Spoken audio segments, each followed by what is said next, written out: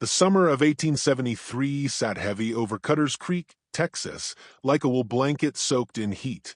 The kind of heat that cracked the red earth into puzzle pieces and turned the horizon into a shimmering lie. Dust collected on everything: the fence posts, the water barrel, the worn-out dreams of men who had come west expecting glory and found only grit. Mae Sutton was 16 years old, and she was being sold. Not in so many words, of course. Her father, Walt Sutton, was a man who dressed ugly things in polite clothing. He called it an arrangement. He called it a blessing, considering the circumstances. He said it over his third whiskey the night before. Not quite meeting her eyes across the supper table, his sun-leathered hands folded in front of him like a man at prayer. Mae had sat very still, the way she had learned to sit still when bad news was being delivered, spine straight, jaw tight, hands flat on her thighs. "Holt Calloway's a good man," Walt had said. "Got more land than he knows what to do with. You'll want for nothing." Mae had said nothing. She had learned that arguing with Walt Sutton after whiskey was like arguing with weather. That night she had cried into her pillow until there was nothing left, and then she had stared at the ceiling until the roosters called up the dawn. Now she stood in the small back room of the Cutter's Creek Baptist Church, wearing her late mother's calico wedding dress. It was a pale blue, faded almost to gray from years folded in a cedar chest, the lace at the collar brittle and slightly yellow. It had been beautiful once. Mae's mother, Ruth Sutton, had been beautiful once too, before the Texas sun and hard years had quietly spent her. She had died of fever 3 winters ago, leaving behind Walt, Mae, and 2 younger boys who still didn't fully understand why their mother wasn't coming back. Mae smoothed the skirt with both palms and looked at herself in the small, cracked mirror propped on the windowsill. She looked like a girl playing dress-up. She looked like a sacrifice wearing lace. Outside, she could hear the murmur of the town gathering. Cutter's Creek was not a big place, a feed store, a saloon, a livery, a church, and a collection of stubborn people who had nowhere better to go. They had all come out for this. Some out of genuine goodwill, most out of the particular hunger small towns have for other people's business. She had heard the talk for weeks. Walt Sutton sold his girl to pay off the ranch debt. Poor little thing, marrying a cripple twice her age. Well, at least she'll have a roof. Calloway's spread is the finest in 3 counties. She gripped the small windowsill and breathed slowly. Holt Calloway. She had seen him only twice before today, both times from a distance. He had been a legend in this part of Texas before the accident. A trail boss who had driven cattle from San Antonio to Abilene more times than most men had eaten a hot meal. Men twice his size had followed his orders without question. He had been built, like the land itself, people said, immovable. Then came the stampede of '69. 500 longhorns, a lightning storm, and a ditch nobody saw in the dark. He had been dragged and crushed before anyone could reach him. The leg had been set badly by a drunk frontier doctor, and Holt Calloway had gone from legend to cautionary tale almost overnight. Now he walked with a carved oak cane and a silence around him that kept most people at arm's length. Mae had no desire to close that distance. The church door creaked open, and old Reverend Briggs poked his sun-spotted head in. "Time, Miss Sutton." Mae picked up the small leather satchel she had packed that morning, a change of clothes, her mother's thimble, a dog-eared almanac, and the quiet, broken pieces of the life she was leaving behind, and she walked out of the room. The congregation blurred at the edges. Walt stood near the front, scrubbed and sober for once, his eyes wet with something that might have been guilt. The younger boys sat in the front pew, in their church shirts, confused and solemn. At the altar, Holt Calloway stood with his cane planted firmly before him, dressed in a black frock coat and a clean white shirt, his dark hair combed back. He was broad-shouldered still, despite everything. His face was weathered and unreadable as carved stone. He did not smile when she approached, neither did she. Reverend Briggs opened his Bible, the ceiling fan stirred the summer heat uselessly overhead, and Mae Sutton stood at the altar of her own life and watched the door she had always imagined for herself quietly swing shut. She told herself she would find a way out. She did not yet know that the cage had no walls. The Calloway Ranch sat 4 miles east of Cutter's Creek, at the end of a long dirt road flanked by mesquite trees and dry grass that whispered against the wagon wheels as they rolled through the fading afternoon light. Mae sat in the back of the buckboard wagon with her leather satchel in her lap, watching the church steeple disappear behind the scrub brush and the dust, watching the last familiar thing she knew shrink and vanish like a coin dropped in deep water. Holt rode beside the wagon on a big gray gelding, not speaking. His cane was strapped to the saddle. He rode, well despite the leg, controlled, economical, no wasted movement. Mae watched him from the corner of her eye and looked away every time he might have turned her direction. The ranch, when it came into view, was not what she had braced herself for. It was not a grand house in any Eastern sense, but by the measure of the Texas frontier, it was substantial and serious. A 2-story timber frame structure with a wide covered porch running its full length, a stone chimney rising at each end, glass windows that caught the last copper light of the sun. A large barn stood to the south, a bunkhouse further beyond. Cottonwood trees, rare and precious in this country, had been planted deliberately along the fence line and had grown tall enough to offer real shade. Someone had planned this place carefully. Someone had meant to stay. Mae stepped down from the wagon without assistance and stood in the dust of the yard, satchel in hand, looking up at the house. The ranch hands, 4 of them, weathered and quiet, tipped their hats to her without ceremony and drifted toward the bunkhouse one by one, as though they had been instructed. Within minutes the yard was empty and still. Holt opened the front door and held it. He said nothing. She walked past him into the house. Inside smelled of wood smoke, leather, and coffee. The parlor was plain but not rough, a stone fireplace with a low-burning fire already laid, 2 wing-back chairs upholstered in worn burgundy, a braided rug on the plank floor, and along the entire eastern wall, floor to ceiling, a bookshelf crammed with volumes. Novels, almanacs, surveying maps, a broken-spined Bible, a farmer's journal, 3 books in Spanish.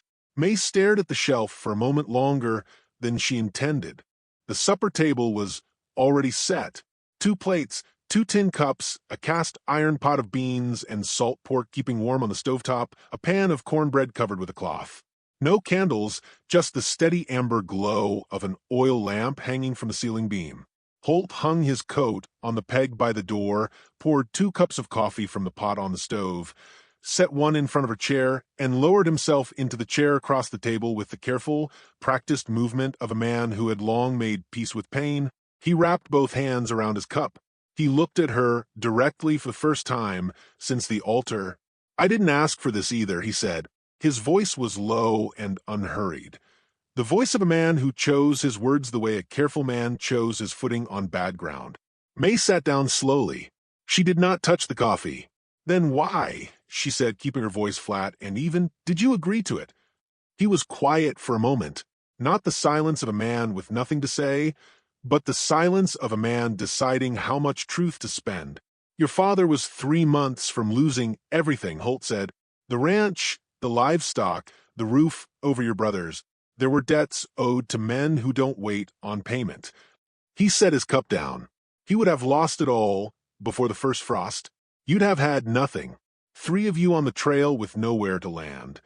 Mae said nothing. She had not known the extent of it. Walt Sutton had kept the worst of it from her, the way drowning men keep secrets from the people watching from shore. "I have land I don't use," Holt continued. "I have a house that's too large and too quiet. I made a practical arrangement." He paused. "But I want to be plain with you about something." He looked at her steadily, without apology or performance. "You'll have your own room, your own horse. I won't ask anything of you that you don't choose to give. Not now. Not ever."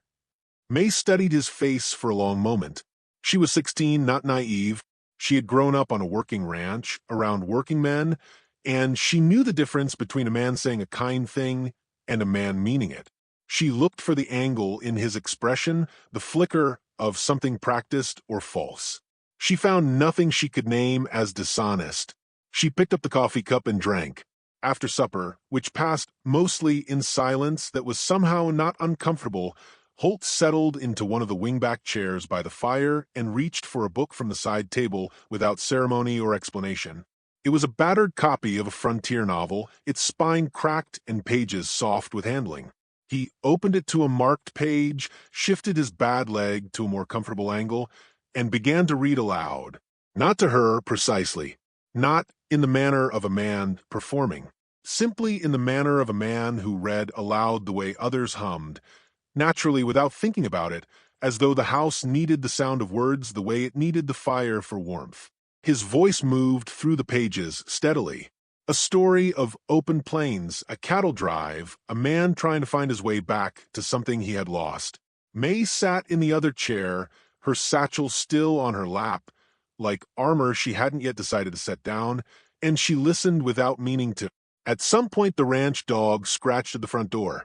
Holt set the book face down on his knee, rose with his cane, opened the door, brought the dog in, and fed it a piece of cornbread from the cloth on the table before it settled at his feet. He had not yet touched his own remaining portion. Mae noticed this. She filed it away, silently beside the bookshelf, beside the coffee already poured before she arrived, beside the "you'll have your own horse" spoken with no expectation of gratitude. She did not sleep well that night. Her mind was too full, the unfamiliar house too full of strange sounds and creak and settle. But for the first time in weeks, the weight sitting on her chest was not fear. She lay in the clean, plain room he had given her, staring at the ceiling in the dark, listening to the distant coyotes call across the black Texas plain. Down the hall, the click of his cane on the wooden floor moved slowly toward his room and went quiet. Something shifted in the locked room behind Mae Sutton's ribs, something small, careful, and entirely against her will. She pressed her hand flat against her sternum as though she could hold it still. She could not name it yet, but it was there. Mae woke before the roosters. This was not unusual. She had risen before dawn her entire life, pulled upright by the ingrained rhythm of a working ranch, her body trained to answer the dark the way other people answered a bell. But this morning she lay still for a long moment, eyes open, watching the unfamiliar ceiling take shape in the gray pre-dawn light filtering through the muslin curtain. The room was small and clean. A pine dresser, a washstand with a white ceramic basin, a braided rug on the floor the color of autumn grass. Someone had placed a small bunch of dried wildflowers in a tin cup on the windowsill, the gesture so quiet and unannounced that it almost didn't register. Almost. Mae sat up, pressed her bare feet to the cool plank floor, and made a decision. She would write to her cousin Della in Missouri. Della was married to a dry goods merchant, lived in a proper town with a proper street, and had written twice in the past year urging Mae to come visit. Mae would write today. She would be careful and polite about it, would not burn any bridges she might need later, but she would begin working out the shape of an exit. She dressed quickly in the gray morning. Her own plain dress, not the calico, which she had folded carefully over the chair, pulled on her boots, and went quietly down the stairs. The parlor was empty, the fire burned low to orange coals. The dog lifted its head from the hearthrug and regarded her without alarm, then put its chin back on its paws. On the table, she noticed the novel Holt had been reading the night before, closed now with a strip of leather marking his page. Beside it, without explanation or note, a small plate covered with a cloth. She lifted the corner, 2 biscuits, still faintly warm. She stood there a moment holding the edge of the cloth. Then she went out the front door, into the cool blue of the early morning. The stable was a good-sized structure, smelling of hay and horses, and the particular honest darkness that stables hold before sunrise. Mae pulled the door open and stopped. In the third stall stood a dun mare, compact and well-muscled, with a flaxen mane and a blaze of white running clean down her nose. She was already brushed, already saddled with a trim working saddle, the leather dark and well-oiled. She turned her large amber eyes to Mae with the calm curiosity of a horse that has been handled gently her whole life. Tied to the saddle horn with a piece of cord was a folded note. Mae untied it and opened it in the thin light coming through the stable door. The handwriting was plain and deliberate, the hand of a man who had taught himself to write and took it seriously. She's yours. No conditions. Her name is Fern. She knows the land better than most men. Mae read it twice. She folded it carefully and put it in her dress pocket.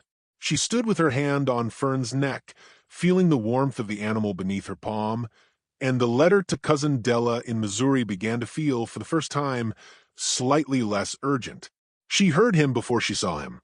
The slow, uneven rhythm of a boot and a cane on the packed dirt of the yard, the sound she had already, in less than 12 hours, learned to recognize the way you learn the particular creak of a familiar stair. Mae moved to the stable door and looked out. Holt was at the fence of the near corral, working to lift a saddle from the top rail where it had been left the evening before. It was an awkward task for a man with a compromised leg and only one fully reliable hand on the cane, requiring balance and leverage that his body no longer guaranteed him.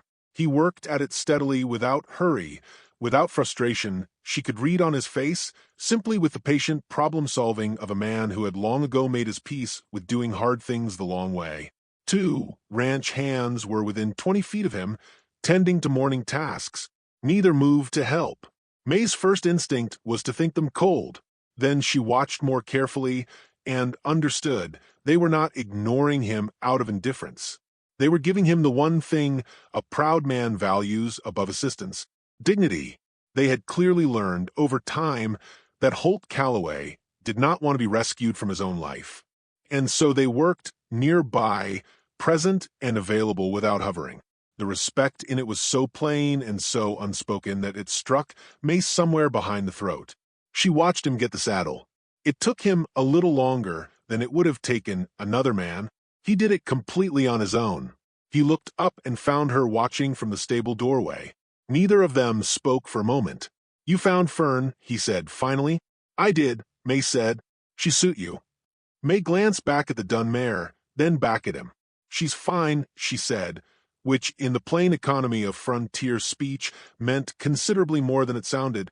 Something crossed his face that was not quite a smile, but was in the neighborhood of one. "Ride with me," he said. Not a command, not a question precisely, the way you might say it to someone you have known a long time. They rode out as the sun broke the eastern edge of the plain, spilling gold across the dry grass in long flat sheets of light that made the whole world look briefly like something worth keeping. Holt rode slowly on the gray gelding, setting a pace his leg could manage, and Mae rode Fern beside him and said nothing, because nothing needed saying yet. He knew the land the way old men know scripture, not just the surface of it, but the meaning beneath. He pointed out the dry creek bed that ran full every spring without fail, the limestone ridge where the cattle sheltered in the worst of the August heat, the place where 3 cottonwood saplings had taken root on their own, unprompted, which he said was a sign the water table was rising. He told her about the land, not as a man showing off his holdings, but as a man introducing her to something he loved. And then, somewhere on the long, flat stretch of golden grass with the morning wind moving through it and the hawks circling lazy and high above, he told her about the stampede. Not for sympathy. He was not built for that kind of telling. He told it plainly, the way you recount whether it happened, it was bad. Here is what remained afterward. The lightning, the dark, the sound of 500 animals in full panic, the ditch, the long grinding weeks of a badly set leg, the slower and more grinding work of rebuilding a life around a body that had been permanently renegotiated. "Were you angry?" Mae asked. He considered the question seriously.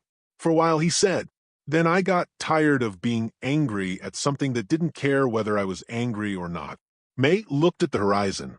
"My mother died of fever," she said, 3 winters back. She had not planned to say it. It simply came out, the way things do when the air is wide open and the person beside you has just been honest at some cost to themselves. She was sick for 2 weeks. Then she was gone. My father never really came back from it either. Just went somewhere else inside himself and took the whiskey with him. Holt said nothing immediately. He let her words sit in the air between them without rushing to cover them with his own, which Mae recognized, without being able to articulate it, as a rare quality in a person. She'd have liked this land, he said finally, quietly, as though he had thought about it genuinely before saying it. Mae pressed her lips together, looked away at the grass. Yes, she said, she would have. They rode back to the ranch as the morning warmed toward full day, and Mae unsaddled Fern herself and rubbed her down and gave her water, while Holt tended to the gray, and there was something in the simple parallel work of it, two people caring for something together, without discussion or performance, that felt startlingly natural. Inside, the ranch cook, a leathery old man named Cobb, who apparently came with the property like a fence post, had laid breakfast on the table. Biscuits and salt pork, and a pot of gravy and black coffee strong enough to stand a spoon in. Mae sat down and ate with real hunger for the first time in days. Holt ate across from her, feeding the dog from his plate again, before finishing his own portion, reading 3 lines of his novel propped against the coffee pot before apparently thinking better of the manners of it and setting it aside. Mae watched this small private negotiation and felt something loosen in her chest like a knot worked free. After breakfast, she went upstairs. She took her mother's calico wedding dress from the chair where she had folded it the night before. She held it for a moment, the worn, pale fabric, the brittle lace, the faint cedar smell of the chest it had lived in for years. Her mother's dress, her mother's life, which had been hard and shortened, and yet had held, somewhere inside it, a genuine and stubborn love. Mae smoothed the skirt one final time with both palms. Then she crossed to the wall beside the window and hung it carefully on the peg there, spreading the skirt gently so it hung like a portrait, like a thing displayed rather than stored. Not a burden, a reminder. She turned back to the room. She tied her dark hair back with a leather cord. She pulled on her worn working boots, the ones with the cracked left heel that she had meant to have resoled for 3 months. She splashed her face at the washstand and looked at herself in the small mirror above it. The girl looking back was not the girl who had stood at that altar yesterday with hollow eyes and folded hands. She looked, if not certain, then at least present, awake inside herself in a way she hadn't been in a very long time. Mae came down the stairs, crossed the parlor, and pushed open the front door into the full bright morning. Holt was at the east fence line, cane hooked over the top rail, working a section of broken wire with leather-gloved hands. He did not hear her coming across the yard, or if he did, he gave no sign. She walked up beside him, pulled the spare pair of work gloves from the fence post where someone had left them, and pulled them on. He looked at her sideways. She looked at the fence. "This section's been loose since February," he said after a moment. "Then we'd better fix it properly," Mae said. She reached for the wire, and shoulder to shoulder, in the gold and dust of a Texas morning, they got to work. She had come to Cutter's Creek expecting a cage. She had found, instead, for miles of open plain, a dun mare named Fern, a man who fed his dog before himself, and the first quiet morning of the rest of her life.